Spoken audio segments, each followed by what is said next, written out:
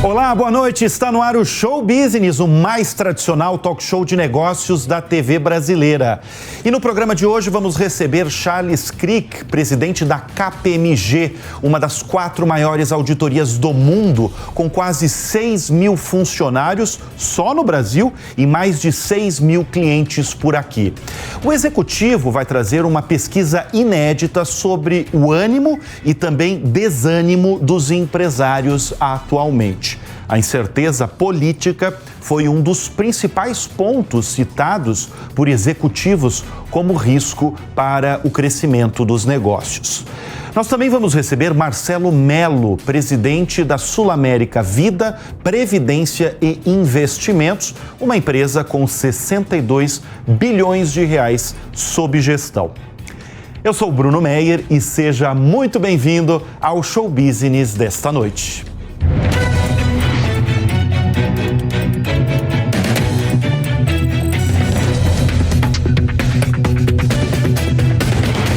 Grupo BBF, há 15 anos, descarbonizando a Amazônia. E nós estamos de volta com o Show Business. A auditoria é uma função cada vez mais frequente nos meios corporativos. E a KPMG é um colosso no tema, com mais de 6 mil clientes de vários setores e 5.990, quase 6 mil funcionários só no Brasil. Em 2022, a operação brasileira faturou 2 bilhões de reais. E o comandante dessa nave começou como trainee e, passadas 3 décadas na companhia, virou presidente no Brasil e na América Latina da KPMG, uma das 4 maiores auditorias do mundo. Eu estou falando de Charles Crick, nosso convidado de hoje no Show Business. Em primeiro lugar, brigadíssimo pela presença aqui no estúdio. Obrigado, Charles, eu vou começar a nossa conversa falando de uma pesquisa recém-saída aí do forno, promovida pela KPMG, com mais de 1.300 CEOs das maiores empresas do mundo, que mostrou um fato muito interessante, que a geopolítica e a incerteza política são hoje os principais riscos para o crescimento dos negócios. São pontos que não eram citados como muito importantes em edições passadas. Charles, bem-vindo ao programa. Por que geopolítica e incerteza política estão atormentando os executivos? É muito interessante. Primeiro, obrigado pelo convite, um prazer estar aqui com vocês. Essa pesquisa é muito interessante porque ela pergunta para o CEO todo ano o que está na pauta da tua empresa, o que está na tua agenda para o futuro, em termos de risco, em termos de operação. E você está certo, pela primeira vez a pesquisa mostrou que riscos geopolíticos e políticos estão na cabeça de todos os CEOs. Logicamente, a gente sabe por quê. Os conflitos da guerra da Rússia com a Ucrânia, o conflito recente agora com Israel, fez com que o empresário brasileiro colocasse isso no topo. Mas por quê? Primeiro porque o mundo está muito mais globalizado e isto pode, logicamente, afetar cadeias de suprimento. Logicamente, eu não estou falando aqui de empresas que têm operações nas zonas de conflito, mas a cadeia de suprimento pode ser afetada em algum produto que eu preciso para fazer o meu produto, para atender os meus clientes. A segunda coisa que pode acontecer é flutuação de preço. Então, o contexto geopolítico faz com que essas coisas tenham uma dinâmica diferente e que principalmente fazia tempo que a gente não via. O político, eu acho que tem a ver com a polarização. A gente tem visto nos últimos anos, e não só no Brasil, em vários lugares... Isso é mundial? Isso é um fenômeno mundial? Mundial. Se você compara... Polarização política, né? Um país dividido... É isso mesmo. Se você compara a resposta do CEO brasileiro com a resposta dos outros CEOs, ela é muito similar. É mesmo. Logicamente, em termos de otimismo, em termos de risco, alguma coisa muda.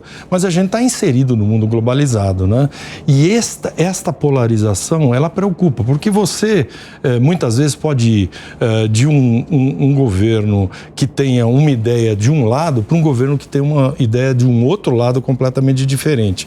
Isso, não que isso se acomode, isso vai se acomodar, mas isso gera incerteza num primeiro momento, isso gera talvez apreensão, os investimentos ficam um pouco mais represados até que a coisa se acomode. Né? E a gente tem vivido isso em vários países da América Latina, a gente tem vivido isso recentemente nos Estados Unidos, em vários países da Europa, e aí o empresário ele fica um pouco mais ressabiado, um pouco mais retraído com essa incerteza. Agora, isso tem um fator que a gente precisa se preparar também, Bruno, que é o seguinte: toda essa retração, toda essa incerteza, ela gera uma demanda reprimida. E aí, quando ela acomoda, essa demanda vem de novo, né? A gente estava até conversando antes sobre isso, né? Na pandemia, a gente teve uma série de demandas que ficaram reprimidas. Muitos setores. E logo depois que a gente saiu, o que aconteceu? Que a gente chamou do efeito elástico, né? Várias demandas acabaram desaguando de uma vez só. E aí houve falta de produto, houve aumento de preço, risco de inflação, lembra? Todo mundo falando, puxa, estão pedindo demais, vai ter inflação. E no fim nada disso aconteceu. Mas nós estamos vivendo num momento não tão extremo como a pandemia, eu acho, mas um momento onde algumas demandas estão sendo reprimidas e que vão vir logo em seguida. Agora, deixa eu chamar a atenção para outro ponto dessa mesma pesquisa promovida pela KPMG, que fala sobre confiança dos líderes. A confiança dos líderes no crescimento de suas empresas está no nível mais baixo nos últimos 3 anos. Por quê? Eu acho que tem a ver com talvez esse aspecto geopolítico e político que a gente acabou de conversar, mas tem talvez 3 itens, Bruno, que tem preocupado bastante os CEOs. O primeiro, eu acho que é como reter, desenvolver, motivar os seus talentos. Então, a primeira coisa o pós-pandemia fez com que todo mundo descobrisse alguns benefícios de ficar em casa, logicamente, né? Alguns têm uma restrição de voltar, isso tem sido um problema, né?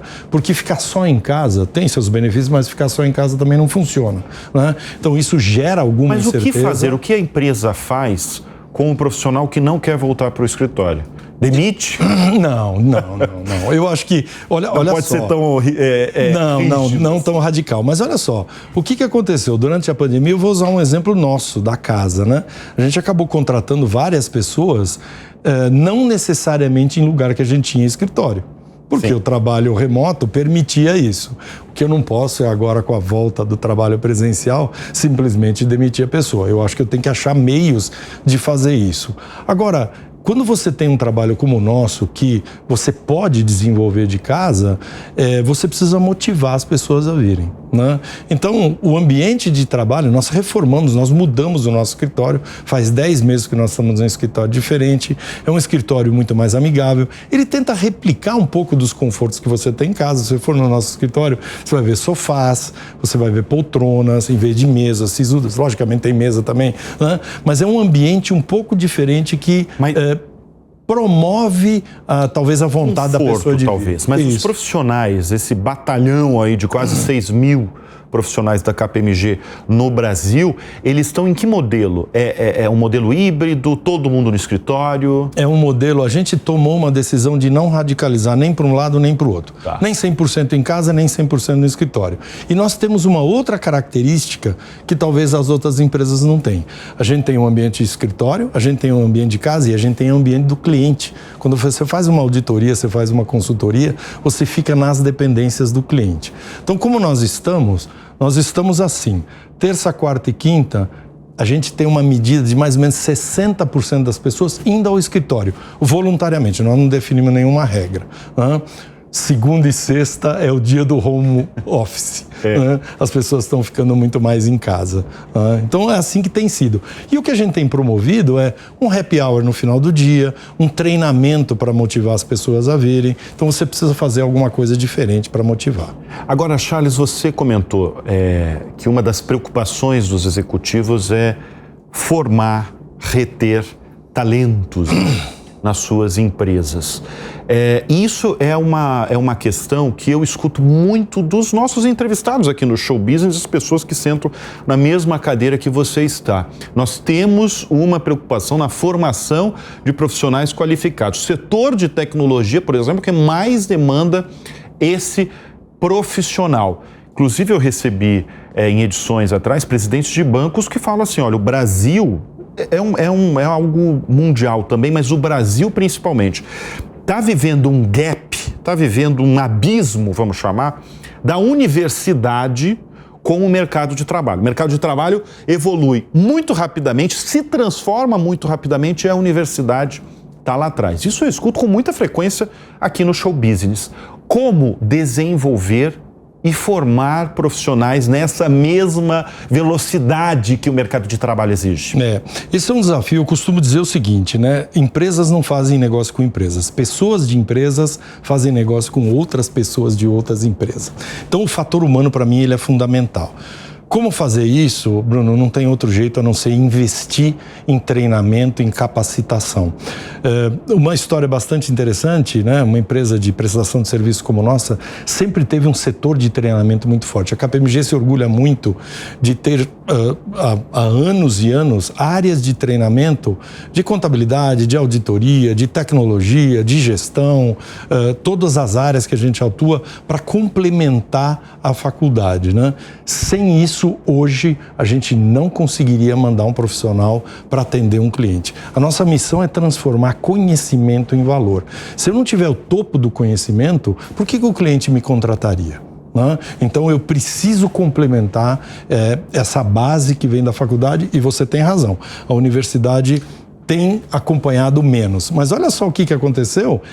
Como resultado desse treinamento, a gente acabou criando o que a gente chama de KPMG Business School, que é uma área da KPMG que atende clientes e treina profissionais externos, inclusive, não só Agora, os nossos. Você lida diariamente com as mais variadas empresas do Brasil, da América do Sul também, e dos mais variados setores. O que os líderes falam dessa nova geração, dos jovens?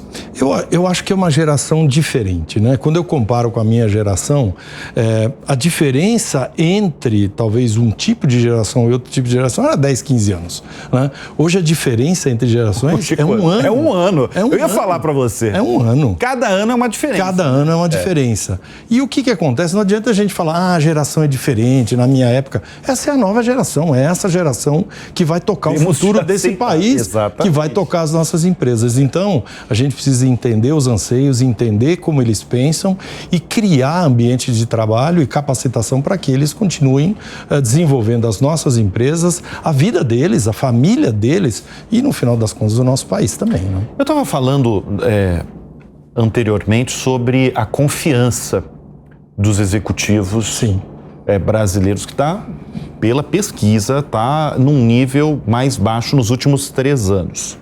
Quero saber de você, Charles. Você está otimista com o ambiente de negócios? Eu tô otimista, cauteloso, né? É uma saída meio honrosa, né? Mas eu tô realmente otimista, cauteloso. Eu vou te dizer por quê. Eu acho que nós estamos começando a ter algumas sinalizações muito positivas com uma sinalização de queda de taxa de juros, como eu te falei, um represamento de coisas que não podem ficar represadas por muito mais tempo. Nós temos alguns termômetros dentro da empresa, por exemplo, operações de M&A, a nossa área de capital markets trabalhando muito mais, uma área que trabalha muito com emissão de dívida, lançamento de ações, fusões e aquisições. Então, quando você começa a ver esta área ter muito trabalho, é sinal que as coisas estão começando a ser positivas. E eu acho que nós vamos ter um 24 muito melhor do que 2023. Muito melhor? Será que vão voltar, por exemplo, IPOs? Teremos mais fusões e aquisições? Eu acho que não será no extremo que a gente teve alguns anos atrás, mas será melhor provavelmente que 23. Agora, qual foi? Eu sei que você gosta muito de inovação, um tema que você, né, e você, pelo cargo que você ocupa, você se depara com muitos produtos inovadores, né? Qual foi o negócio mais inovador que você se deparou nos últimos tempos? Olha, existem várias coisas, mas eu acho que nos últimos tempos a inteligência artificial generativa foi o que trouxe talvez a maior inovação e a maior diferença em termos de capacidade de execução para o futuro. Acho que o primeiro aspecto é uma democratização do uso, né? Com linguagem natural, você pode usar a máquina, o sistema, para te ajudar a tomar decisões, para te dar informações muito mais rápido. E qual é o desafio agora? É como a gente pega a inteligência artificial generativa e põe como utilização de negócio. Está todo mundo trabalhando com isso. Então, como eu uso a inteligência artificial... Está todo mundo trabalhando, está todo mundo perdido, está todo mundo experimentando. Exatamente. É muito novo, né? Mas olha, já tem coisa muito interessante, tá? Já tem coisa como substituição de áreas que você perguntava por perguntar diretamente para a máquina, né? E ela te responde muito mais rápido. Na área da medicina, Bruno, o que tem de inovação, você imagina, se você é um médico especialista, quantos laudos, quantos estudos você pode ler por dia? 3, 4? Mas você precisa entender, né? A máquina lê 1.000, 5.000, ela entende e ela te dá a resposta. Então, como usar isso de forma adequada?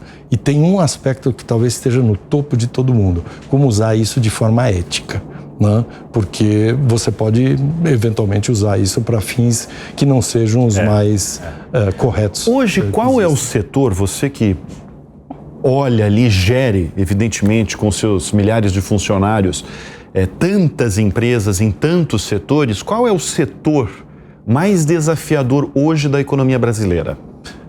Eu acho que existe por um lado, talvez o agro brasileiro, que a gente tem que ter um orgulho enorme. O que o agro faz no Brasil é uma potência. Uma potência em termos de inovação. Quase 30% do PIB. Impressionante. 26, 27. Impressionante. Se você pegar o último PIB nosso e tirar o agro, ele vai ficar pequenininho. O agro nos ajudou demais. E a gente não tem que ter vergonha disso. É muito bom isso.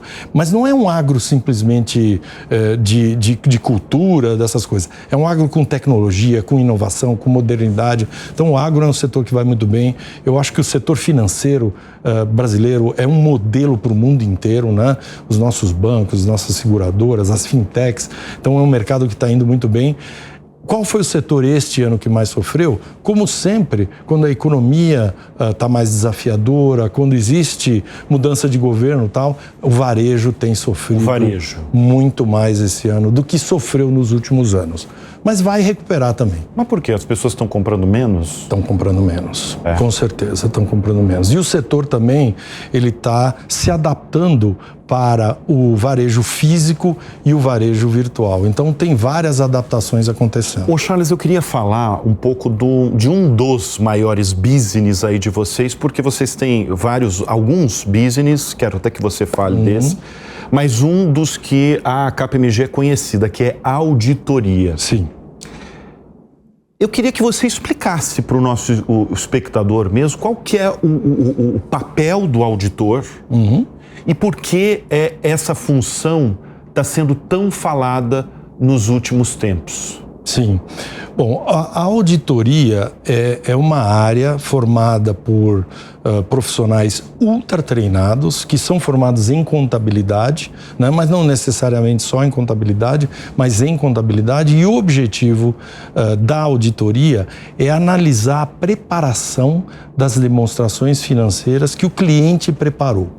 Então, é dizer se aquelas demonstrações financeiras, que é o balanço, a demonstração de resultado, todas as peças de uma demonstração financeira, foram preparadas de acordo com uma determinada norma para dar credibilidade para aquilo. A auditoria, ela surgiu efetivamente para dar conforto a quem compra ações de que aquela empresa preparou demonstrações financeiras que estão de acordo com as normas que eu espero encontrar naquelas demonstrações financeiras. Mas hoje, a auditoria, ela ultrapassou um pouco essa barreira, né? Então, hoje você vê empresas que não são de capital aberto fazendo auditoria. Nós temos lei para isso, eu não quero ficar entrando aqui em todos os detalhes, mas você tem até empresa pequena que fala, olha, olha, para dar credibilidade, para mim, a demonstração financeira, eu quero um auditor. Por quê? Pode ser interno e pode ser o externo, pode ser um independente. Pode ser os dois, mas ou pode ser os dois. A auditoria é o auditor externo, é aquele que dá um parecer sobre a demonstração financeira. Mas olha só que interessante, Bruno. Um banco, para emprestar dinheiro, ele vai querer ter um balanço auditado. Um fornecedor, para te fornecer produto, ele vai querer ver um balanço auditado. Não é só o mercado acionário. Por isso que eu acho que essas são razões que fizeram com que a auditoria ultrapassasse as barreiras ou as fronteiras das companhias abertas. Então, hoje, ter auditoria é algo muito mais comum do que era antes. Seja capital aberto, seja... Capital fechado, empresas menores, bastante gente... Mas você está falando da demanda das empresas mesmo, mas eu acho que a função para o público em geral também, as pessoas estão sabendo o que é a auditoria mesmo, né? Isso é uma coisa mundial. Não sei se é porque tem determinados escândalos globais de determinadas empresas, que muitas vezes as pessoas mesmo, a mídia mesmo, questiona o papel do auditor.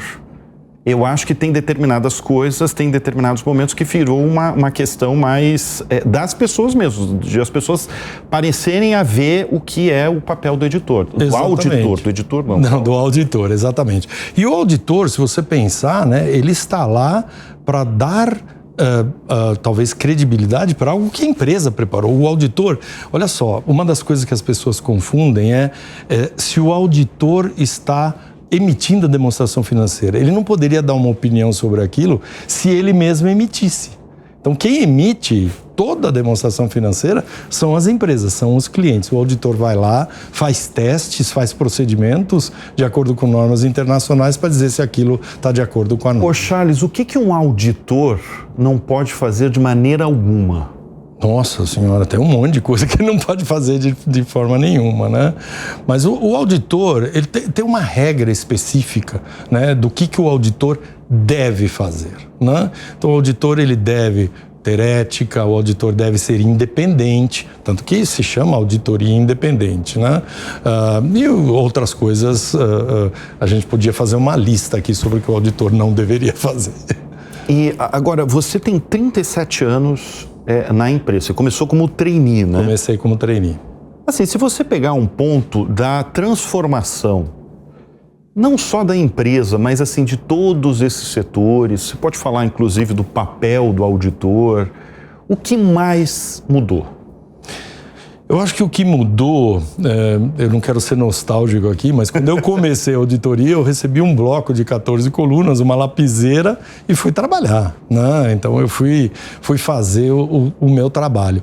Eu acho que o que mais mudou foram as ferramentas de tecnologia para ajudar o auditor a ser mais rápido, a ser mais eficiente, a aumentar as suas amostras.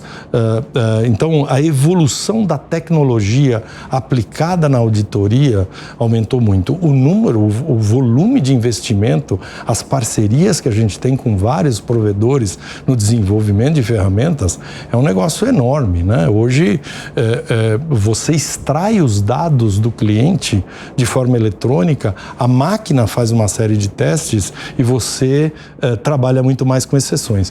Quando eu comecei não era assim, eu tinha que pegar uma nota fiscal, comparar, então várias coisas mudaram. Mas a tecnologia, para mim, foi o que mais mudou. Qual que é a sua formação? Eu sou administrador de empresa e contador. Administrador de empresas e contador. Contador. Agora, enfim, você tem uma formação aí, 2 formações. Qual foi o ponto ou característica determinante para você que você considera assim, que foi assim crucial para você ascender na sua trajetória profissional e chegar ao cargo de presidente da empresa? Eu acho que tem algumas coisas que eu sempre divido com os meus colegas, né? E eu tenho talvez o primeiro falar que eu tenho um privilégio enorme de lidar só com pessoas excepcionais lá dentro da empresa, né? Só para você ter uma ideia, 2,5%, 2 a 2,5% das pessoas que passam por uma empresa como a nossa se torna sócio. Então é pouco, é uma seleção muito grande, né? E eu acho que tem algumas características. A primeira dela é ser um bom ouvinte, ser um bom comunicador, dar confiança para as pessoas, cuidar das gerações. A KPMG tem mais de 100 anos no Brasil. E quando eu olho, qual é uma característica? As pessoas vêm pela KPMG e se aposentam, vêm pela KPMG e se aposentam. Então é sempre deixar algo melhor do que você encontrou, né? Então esse espírito de construção, eu acho que é uma excelente característica. Mas eu sempre fui muito curioso e muito preocupado. Então eu sempre estava talvez preparado para o que vinha depois. Então, e não é aquele negócio eu quero o cargo, não é isso não. Isso, se eu pudesse dizer, não faça isso. É mesmo? Eu quero o cargo, eu quero o cargo. Não, mas não. A ambição não é tão... Ela é importante, Ela é mas importante. Prepare-se e esteja disponível para o outro perceber que você está preparado. Tá. É muito melhor do que ficar pedindo, né? Então isso foi uma coisa que eu sempre fiz, estar preparado para a próxima... Bom, eu ia fazer essa pergunta, né? O que você acha fundamental aí para a liderança de uma empresa? Você já deu alguns rankings aí, alguns pontos importantes, né? Agora, para você, quais são as maiores qualidades e também defeitos de um presidente de uma empresa? Puxa vida, essa é difícil. Do cara que comanda ali, ó, assim, você comanda com 6 mil funcionários, mas o cara que comanda, sei lá, 10 funcionários ou 10 mil funcionários... O que você acha importante ele ter? Você tem convívio aí quase diário com essa turma toda. Mas olha só, eu acho que a parte dos defeitos talvez seja um pouco mais complexa, mas eu não vou fugir não, eu vou te falar. Para mim, qualidades é valores e propósito. Ninguém quer trabalhar com quem não tem valores, não tem propósito, não tem visão de futuro, não tem direção, não inspira, né? Eu sempre brinco com as pessoas que estão comigo, que música toca quando senta na sala? Uma música alegre ou uma música triste? É isso que anima as pessoas a virem trabalhar todo dia. Quem responder triste já está fora. Já está fora. Do seu entorno. Mas é uma autorreflexão. Né? Você pensar, quando eu entro na sala, eu olho para os meus liderados, eles estão felizes ou estão tristes, né? Então eu acho que é isso que faz um bom líder, é o líder que inspira, o líder que está preocupado, genuinamente preocupado com o que está acontecendo, mas que tem uma visão estratégica, né? Eu acho que um dos principais defeitos é autoritarismo, não ouvir, talvez ficar muito fechado no seu ambiente. Na sua bolha. Na sua bolha, né? Porque isso tem bastante, né? Com certeza. Agora, o que é fundamental? Eu queria falar sobre transformação digital, na verdade, que eu tinha uma resposta sua que aí a gente foi engatando outros assuntos, mas um dos temas que vocês lidam com certa frequência é transformação digital. Sim. Que é um desafio para muitas empresas globais, né? Sobretudo aqui no Brasil. Como transformar uma empresa que não nasceu no digital, uma empresa totalmente analógica, numa empresa digital? Eu acho que a primeira talvez visão que você tem que ter, Bruno, é o que eu preciso para atender às novas demandas de mercado, né? Um erro que a gente sempre vê é a pessoa definir qual tecnologia vai usar sem saber qual é o problema que ela quer solucionar. Então, uma das coisas que eu sempre digo é, eu preciso atingir o meu cliente de uma forma diferente, eu preciso ter processos mais rápidos, eu preciso ter processos mais eficientes, mais baratos, né? Então, aí eu vou escolhendo as tecnologias e eu vou digitalizando processos, né? Eu sempre uso um exemplo que eu gosto muito, né? Como que você pedia pizza antigamente, Bruno? Tinha uma gaveta na tua casa, tinha um cardápio lá e ligava, né? Alguém atendia, exato, né? Você pede pizza hoje assim? De maneira alguma. Não tem nem o telefone Mas pensa sobre a perspectiva de quem tem a pizzaria. Ele teve que investir em computador, ele teve que fazer uma aliança com um aplicativo, ele teve que mudar uma série de coisas no negócio dele. Por que ele teve que fazer isso? Porque o consumidor mudou o comportamento dele, né? Então ele não definiu isso antes. Ele viu que havia uma mudança e ele precisa definir. Outra coisa, antigamente o que ele te perguntava? Você vai pegar em dinheiro, em cartão, em cheque? Total. Hoje não tem mais isso já está totalmente embutido. Então um exemplo singelo, um exemplo simples de transformação digital que partiu do comportamento do consumidor e foi para a empresa. A gente abriu o bloco falando da pesquisa da KPMG, que acabou de sair do forno, sobre o ânimo e o certo desânimo dos empresários no mundo todo. Mas eu queria que você fizesse um relato do que você escuta com frequência dos empresários brasileiros. Qual que é a maior demanda deles hoje? Eu acho que, a gente já falou um pouquinho anteriormente, eu acho que o desafio das pessoas, do talento, da capacitação, da retenção, de achar esse talento, né? Há uma, talvez, carência de talentos disponíveis e uma necessidade de investimento, a gente falou também sobre isso. Então, achar o talento correto, treinar o talento correto e ter processos internos para fazer a retenção desse talento. Então, essa é uma delas. A segunda, Bruno, a gente tem ouvido falar muito de ESG. Né? Então, o que é ESG? É descarbonização, preocupação com o meio ambiente, responsabilidade social, inclusão, diversidade e equidade, importantíssimo, e governança e transparência. Então, esse também é um desafio, é uma demanda muito grande em cima. Mas todo mundo está fazendo isso seriamente? Todo mundo fazendo. E eu vou te dar alguns exemplos. Hoje há produtos que você não vende mais em determinados mercados internacionais se você não tiver rastreabilidade. Só que para você fazer rastreabilidade de proteína, de grão, de qualquer produto, de qualquer commodity, você imagina o que você tem que fazer na tua cadeia inteira para saber da onde veio, como veio, que dia veio. Então você precisa revolucionar toda a sua cadeia de suprimentos, seus sistemas internos. Né? Então esse é uma das coisas que vem acontecendo. A outra é a descarbonização. Ninguém quer se relacionar mais com uma empresa poluidora, com uma empresa que não está preocupada com o meio ambiente. Então, o que várias empresas estão assumindo compromissos de curto, médio e longo prazo para descarbonizar, para emitir menos carbono. Inclusão, diversidade e equidade, isso é um negócio fundamental. Né? Nós, na KPMG, há muitos anos, definimos 4 pilares fundamentais. Né? Mais antigo deles é a preocupação com a equidade de gênero, que a gente chama de KNOW, KPMG Network of Women. Né? Então, isso promove a equidade de gênero, e a maior preocupação é trazer cada vez mais lideranças femininas para a nossa firma. Hoje nós temos 50% de profissionais mulheres e 50% homens na firma. Na liderança ainda não chegamos nesse lugar, e essa é uma luta que a gente tem. O segundo pilar, ele chama Voices, é o respeito, a proteção, a não discriminação aos nossos profissionais da comunidade LGBTQIA+, né? Um pilar que funciona super bem. O outro se chama Ebony, que é um pilar focado na promoção e no não racismo, né? As nossas comunidades pretas, pardas, aos nossos negros. E o último deles, mas não menos importante, se chama Buddies, que é uma preocupação com os profissionais que têm qualquer tipo de deficiência. Né?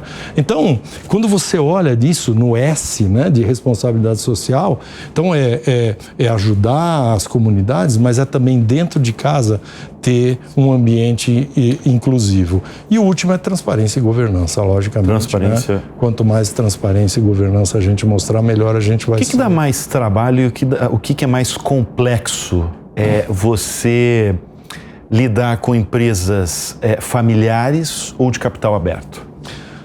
Eu acho que não tem nenhuma mais complexa que a outra, né? Os desafios e as oportunidades são muito similares, né? Logicamente, as empresas abertas, as empresas estruturadas, né? Elas têm processos internos muito mais consolidados, elas têm uma história muito mais longa, elas têm preocupações diferentes, enquanto as empresas menores, elas estão montando processos, elas estão montando governança, às vezes elas estão fazendo fazendo uma transição de uma empresa familiar para uma empresa profissional, onde no passado a família cuidava de tudo e hoje a família está muito mais no conselho e está pegando profissionais do mercado para serem seus CEOs, seus diretores, né? Então, cada uma no seu momento de maturidade. Eu não diria que uma é mais complexa que a outra, mas são momentos de maturidade diferentes. Ô Charles, quem são as suas referências, tanto na profissão quanto na vida? Eu sou um cara muito privilegiado, Bruno. Eu sempre digo que eu tive líderes que me deram oportunidade, que me elogiaram no momento certo, mas principalmente puxaram a minha orelha também no momento certo, né? Ainda bem que eles sabiam que elogiar em público e puxar a orelha no privado, né? Eles nunca me expuseram, né? Mas eu trabalhei fora do país por um tempo, porque eu tinha um líder que estava comigo, que viu essa oportunidade e abriu essa janela para mim. Eu trabalhei 2 anos na Alemanha, até porque sou catarinense, falei alemão desde Você é catarinense, pequeno. é bom Exatamente. Aqui, né? Somos 2 catarinenses. Exatamente. Mas eu tenho várias referências das pessoas que trabalharam comigo a minha vida inteira e, logicamente, na minha casa, minha família, minha esposa maravilhosa, são todas referências que me ajudam muito. O que fez você sair de Blumenau e conquistar o Brasil aí, chegar na liderança de uma empresa tão relevante? Eu acho que nessa aí a minha responsabilidade é menor, viu? Quem tomou a decisão de sair de lá e buscar, talvez, oportunidades diferentes foram meus pais. Eles vieram, eu era muito cedo, muito pequeno, né? Mas eu acabei me radicando aqui em São Paulo. E olha só, Bruno, que interessante. Eu não vou dizer que foi meu primeiro emprego, que eu estaria mentindo. Eu tive, talvez, outros empregos antes. Mas eu entrei na KPMG em 1986, 37 anos atrás, e tive uma carreira inteira na mesma empresa. E aí você fala, puxa, mas o que fez você ficar tanto tempo na mesma empresa, né? E eu acho que essas oportunidades de você estar em clientes diferentes, em setores diferentes, maturidades diferentes, faz com que você não precise sair para juntar essas experiências. Você pode ter essas experiências dentro da própria empresa que você trabalha. Então, isso foi muito legal para mim. Muito bem, nós conversamos hoje, nesse primeiro bloco aí, com Charles Crick, presidente da KPMG no Brasil e na América Latina. Obrigadíssimo pela presença. Muito obrigado, foi muito bom. Foi muito gostoso mesmo, a gente conseguiu entender. Você trouxe, inclusive, uma pesquisa aí inédita com a visão de tantas centenas, milhares aí, 1.300 CEOs no mundo todo. Obrigadíssimo, viu? Muito obrigado. E o Show Business faz uma rápida pausa e volta em instantes com mais um grande convidado. Até já.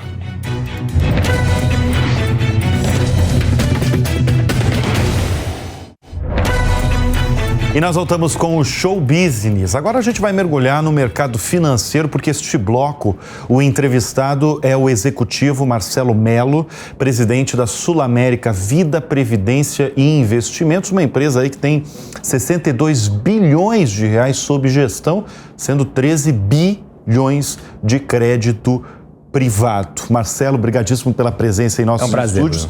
São muitos bilhões. É verdade, é verdade. Que está sob a gestão aí de vocês. Mas antes de a gente falar sobre a empresa, eu queria que você falasse como o mercado financeiro viu o ano de 2023 e como ele vê 2024.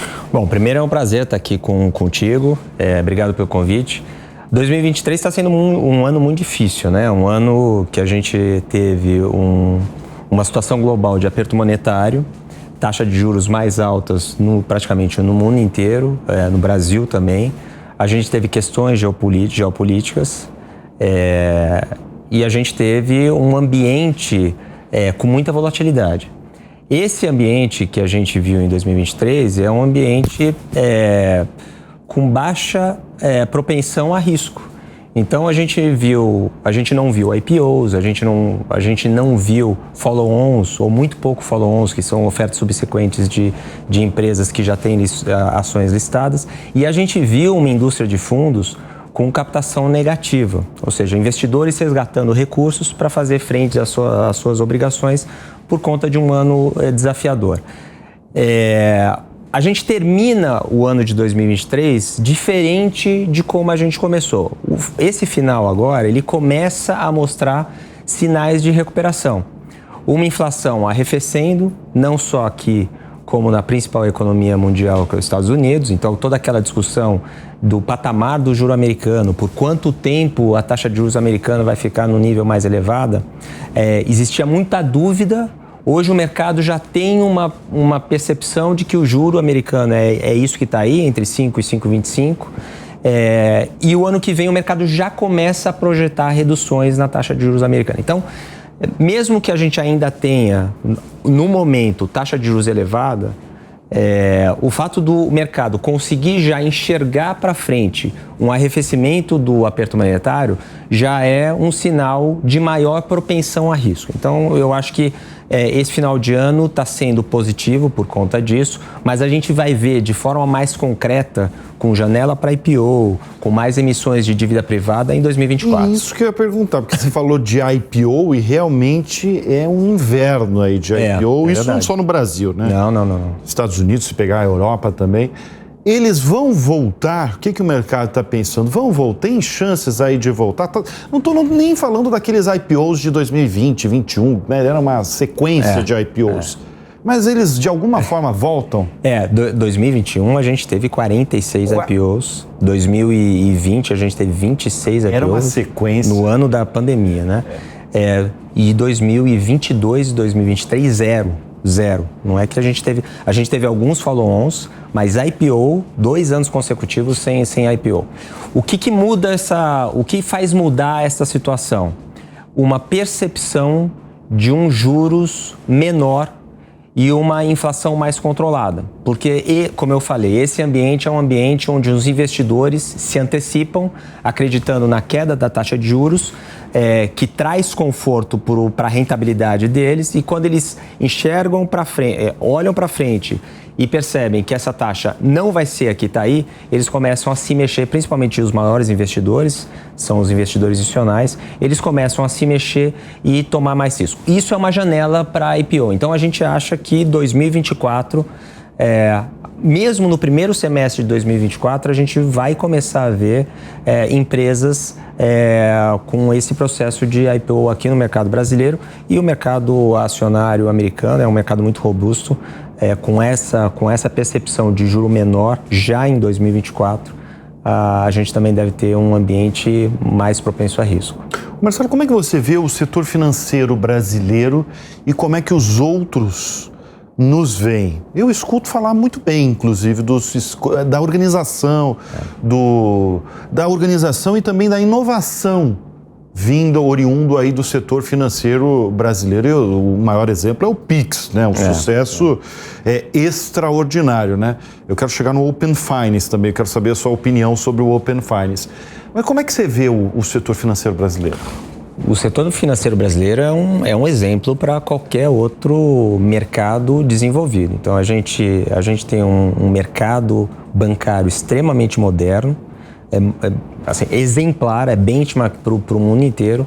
E quando a gente olha a nossa indústria, que é a indústria de fundos de investimento, o Brasil representa 80% da indústria de fundos aqui da América Latina, é uma indústria de 8 trilhões de reais.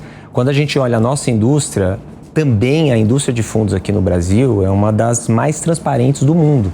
E só melhora. A gente tem um novo arcabouço regulatório para a indústria de fundos que traz mais transparência ainda, porque de acordo com esse novo arcabouço que a CVM trouxe, os players de mercado, os produtos vão ser obrigados a divulgar para os investidores quanto que o gestor está recebendo de comissão, quanto o distribuidor está recebendo de comissão, quanto o agente fiduciário está recebendo de comissão. Então, o investidor vai ter acesso a essa informação. A gente não vê em outras economias, por exemplo, na indústria de fundos, a divulgação diária das carteiras abertas, os ativos que estão dentro dos fundos. Então, não só no mundo bancário, como na indústria de investimentos, o Brasil, sem dúvida nenhuma, está na frente. Agora, causou uma certa repercussão mesmo, semanas atrás. Eu mesmo repercuti aqui no Jornal da Manhã, no Business, uma fala do Roberto Campos Neto, presidente do Banco Central, falando sobre o fim dos aplicativos de bancos no Brasil. Ele está fazendo uma propaganda do Open Finance, né? Porque ele inclusive falou que vamos ter vai ser o fim dos aplicativos, como a gente conhece, tem gente que com 2, 3, 5 aplicativos por aí, né? Cada um tendo uma função. E ele falando que isso vai ser substituído por um grande agregador, um grande aplicativo como o Open Finance. E causou uma grande repercussão aí com a minha audiência, inclusive, muita gente falando que, não, o governo que vai controlar tudo isso. Enfim, eu queria entender de você que está há muitos anos na área, o que vai ser o Open Finance e qual que é a sua avaliação do Open Finance? Eu acho que o mais importante em relação ao Open Finance é a transparência. E isso é o core dessa iniciativa. Então é você levar a visibilidade de quanto eu, que sou o cliente de determinado banco, eu pago de taxas, eu tenho acesso aos produtos e comparar isso com o mercado. Quando essa informação está disponível de uma forma mais massificada, todo mundo ganha. Os players de mercado ganham porque eles vão ter um público maior, é um público que vai estar mais propenso a entrar no mercado bancário, porque os produtos também tendem a baratear por um aumento da concorrência. Se os apps vão ter uma outra configuração ou não, isso é uma outra história. Eu não sei te falar e eu tenho dificuldade de enxergar esse mundo sem os apps, mas aí é mais uma dificuldade tecnológica do que o princípio do Open Finance, que é a questão da transparência. No passado, a gente não tinha app. No passado, a gente tinha os websites. Você entrava lá. Hoje você tem... Depois vieram os apps, hoje você tem os super apps. O mais importante, independente do modelo, o governo não vai controlar isso. As instituições financeiras vão continuar muito fortes e mais competitivas. Os clientes vão ter produtos também mais baratos e todo mundo ganha. Então, tanto é que o Open Finance veio e agora a gente está vendo o Open Insurance, né?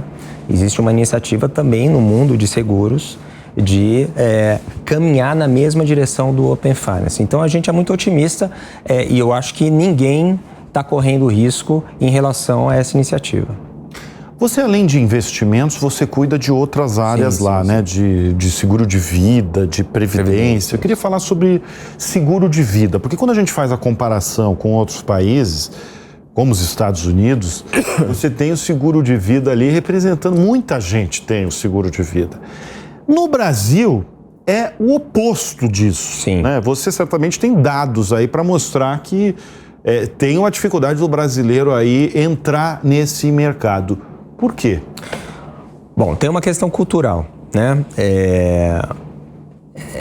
Até pouco tempo atrás, o seguro de vida não era comprado, o seguro de vida era vendido. Isso. Por que isso? Mas ele não é vendido ainda hoje? Então, eu acho que a pandemia mudou isso, porque infelizmente, quando veio essa situação da pandemia, a gente teve a falta de uma pessoa ficou mais próximo das pessoas.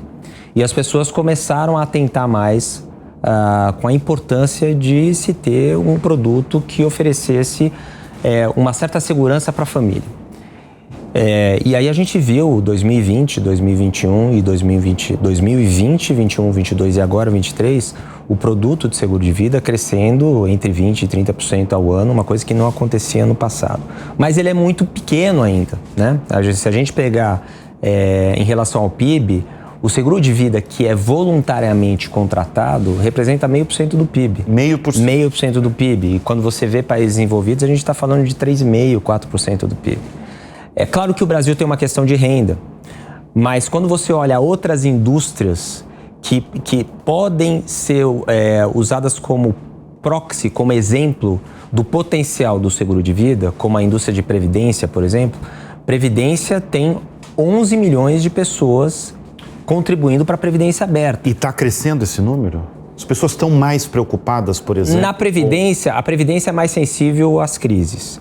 Então, a Previdência continua com arrecadação positiva, ou seja, mais entradas do que saída, Previdência aberta.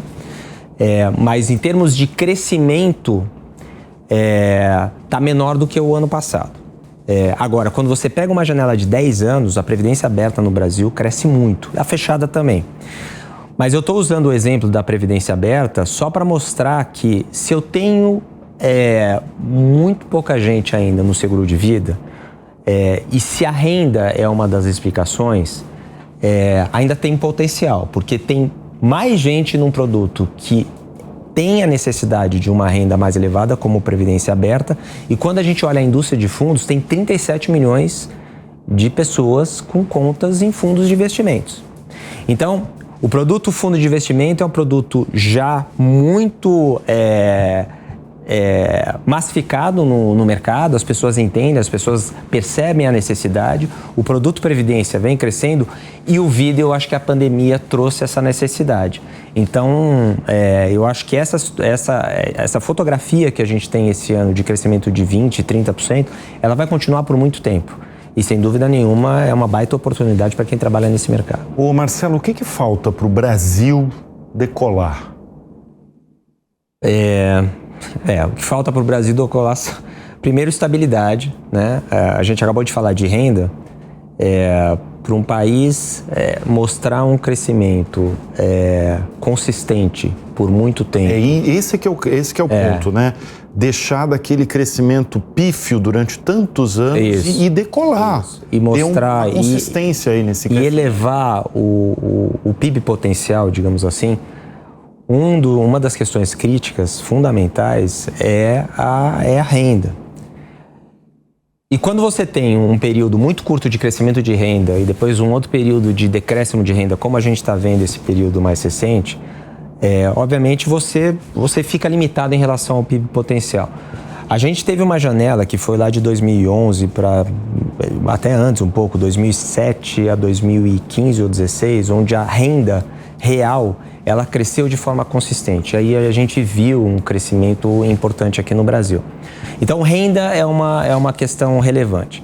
A outra questão relevante é uma gestão ortodoxa de política monetária, política fiscal, né?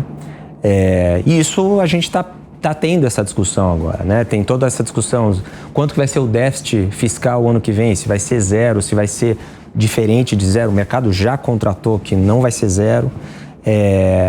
Mas isso não é o fim do mundo. Se for um pouquinho negativo e tiver uma questão mais estrutural de longo prazo que mostre um decréscimo do endividamento público, eu acho que isso traz estabilidade. E uma política monetária que seja ortodoxa. Inflação sobe, tem que apertar juros, inflação cai, espera um pouco. A hora que você vê aí um certo arrefecimento, você faz o ajuste, que é o que o Banco Central vem fazendo, e é super importante toda essa questão relacionada à independência do Banco Central. Então, crescimento de renda consistente e políticas ortodoxas para que a gente veja um crescimento de longo prazo robusto num país emergente como o Brasil. Marcelo, você não é um economista, né? Não. Qual que é a sua formação? Eu sou administrador. Administrador. Eu iniciei no mercado financeiro há 32 anos. Tá. Passei por diversas áreas e entrei no mundo de investimentos, num banco de investimentos que nem existe mais, que é o Banco Multiplique, que depois foi comprado pelo Lloyds Bank aqui no Brasil. E aí a Sul América quis abrir uma empresa de investimentos. E eu fui trabalhar para a Sul América e lá estou há 26 anos. E como CEO você está há quanto tempo? Como CEO eu estou há 16 anos. 16 anos. 16 Bom, anos. 16 anos nessa função, o mercado mudou radicalmente. Mudou. O mercado de investimentos, principalmente, ele primeiro que não existia a figura de empresas de investimentos, né? Tudo era feito nos bancos. Nos bancos tradicionais. Exato, não existia o que a gente chama hoje de Chinese Wall. Uma coisa é você fazer gestão dos recursos do banco, a tesouraria, outra coisa é você fazer gestão dos recursos de terceiros, era tudo junto. Para você perceber como esse mercado mudou, hoje são 1.000 empresas de investimentos no Brasil. 1.000. É muito. Administrando 8 trilhões de reais. E dessas 1.000 empresas de investimentos, a gente tem mais ou menos umas 900 gestoras independentes. O que são as gestoras independentes? São gestoras que não estão vinculadas a banco, como a SulAmérica Investimentos. Então você tem mais ou menos umas 900 gestoras independentes.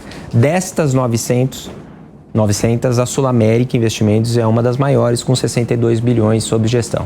Aí vem uma outra pergunta, que é, mas o Brasil tem espaço para tantas gestoras assim, né? Eu acho que não. Então a gente deve ver nos próximos anos uma consolidação do mercado de investimentos, as empresas independentes continuando a ganhar market share em relação às gestoras vinculadas a banco, mas um número mais reduzido de gestoras independentes aqui no Brasil, o que é uma oportunidade para a SulAmérica Investimentos. E você, pessoalmente, você está otimista com 2024? Digamos que eu esteja moderadamente otimista. Moderadamente? Moderadamente. É uma boa definição, hein? E por que essa qualificação? A gente falou um pouco dessa luz no fim do túnel em relação à política monetária no mundo, principalmente nos Estados Unidos, que eu acho que isso traz um certo conforto para risco, como a gente falou. Mas, por outro lado, a gente tem duas questões que eu acho que vão fazer preço. Uma questão a gente tem 40 eleições presidenciais o ano que vem, 40 espalhadas pelo mundo. E a principal delas é a eleição americana, que eu acho que vai trazer volatilidade. Então esse é um ponto importante. E o outro ponto importante é a questão fiscal. E aí eu não estou falando só do Brasil, não. Estou falando dos Estados Unidos também. Se você pegar o endividamento público americano, uma média dos últimos 30 anos, ele gira lá em torno de 50% do PIB. Os Estados Unidos está beirando 100% do PIB em termos de endividamento.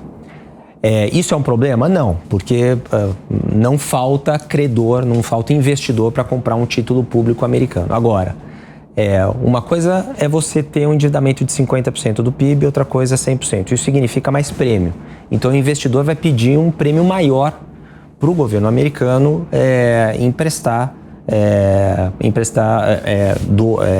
emitir dívida. Então a gente vai ter um ambiente onde os juros americanos, mesmo com queda de inflação, vão ficar no patamar um pouco mais elevado do que a gente via no passado. E essa questão fiscal também vai ganhar mais tração ano que vem aqui no Brasil com essa discussão do déficit fiscal para 2024. Bem, veremos, né? Veremos. O que nos espera. Mas é um moderadamente otimista. Mas é um moderado, isso é bom. É um cenário com janelas de IPO, de emissão de dívida. Que bom. É um cenário bom. Bem, nós recebemos neste bloco Marcelo Mello, presidente aí da SulAmérica Vida, Previdência e Investimentos. Te agradeço. Prazer. Obrigado mais uma vez por estar aqui presente em nossos estúdios. Obrigado. E o Show Business de hoje termina aqui. Muito obrigado sempre pela sua audiência e pela sua companhia. E até semana que vem.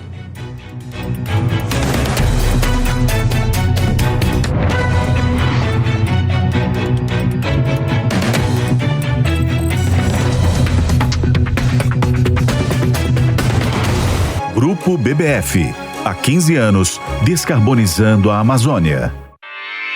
Realização Jovem Pan News.